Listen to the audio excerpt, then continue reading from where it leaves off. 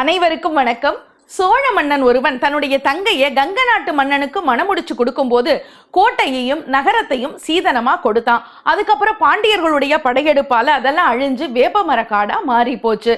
சமயபுர மாரியம்மன் ஆதியில வைஷ்ணவி என்கிற நாமத்தோட ஸ்ரீரங்கத்துல குடிகொண்டிருந்ததா ஒரு குறிப்பு உண்டு. அங்க அவ கோரை பற்களோட சிவந்த கண்களோட காட்சி கொடுத்ததுனால அப்போது இருந்த ஜீயர் சுவாமிகள் அம்பாளுடைய திருவுருவத்தை வேறொரு இடத்துல பிரதிஷ்டை பண்றதுக்காக ஏற்பாடு பண்ணினார். அதன்படி அம்பாளுடைய திருவுருவத்தை சிலர் தூக்கி கொண்டு வடக்கு நோக்கி நடந்து போனாங்க. போகும்போது ஒரு இடத்துல இளைப்பாறினாங்க. அதுதான் இப்போ இருக்கிற சமயபுரம். அதுக்கப்புறம் அவங்களெல்லாம் தொடர்ந்து கண்ணனூர் அரண்மனை மேட்டை அடைஞ்ச உடனே அங்க இருக்கிற ஒரு ஓலை கொட்டகையில அம்பாளுடைய திருவுருவத்தை வைத்தார்கள். அதனாலதான் அங்க இருக்கிற மாரியம்மனை கண்ணனூர் மாரியம்மன் அப்படின்னு அழைக்கிறாங்க. இதற்கு இடையில விஜயநகர அரசர் ஒருவர் தென்னாட்டின் மீது படையெடுத்து வந்தார். அப்போ அவர் கண்ணனூர் காட்டுல வந்து தங்கினார். அங்க இருக்கிற மாரியம்மனை வழிபட்டார். போர்ல ஜெயிச்சா அம்பாளுக்கு கோயில் கட்டுறதா வேண்டினார்.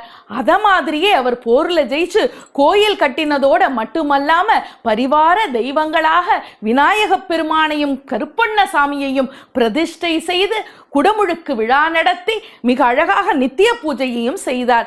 விஜயரங்க சொக்கநாத நாயக்க மன்னரால 1804 கட்டப்பட்டதுதான் இப்போ இருக்கிற சமயபுரம் மாரியம்மன் கோயில். அந்த கோயில்ல அம்பாள் உள்ள சுகாசினியா அழகா நெத்தி நிறைய குங்குமமும் திருநீரும் தாங்கி ஆயுதங்கள் தாங்கி 8 கரங்களோட ரொம்ப அழகா 27 நட்சத்திரங்களுடைய ஆளுமையோட திவ்யமா காட்சி தருகிறாள் அம்பாள். இப்போ அம்பாளுக்கு அங்க பூச்சொரிதல் விழா ரொம்ப அற்புதமா நடந்துட்டு இருக்கு. மாசி மாசம் கடைசி ஞாயிறு ஆரம்பிச்சு பங்குனி மாசம் கடைசி ஞாயிறு வரைக்கும் 28 நாட்கள் அந்த சமயபுரம் மாரியம்மன் பக்தர்களுக்காக பச்சை பட்டினி விரதம் இருக்கா.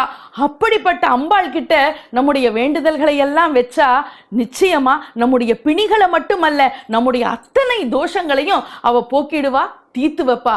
அதனால நிச்சயமா சமயபுரம் மாரியம்மன் கோயிலுக்கு வாங்க, அம்பாளை வழிபடுங்க.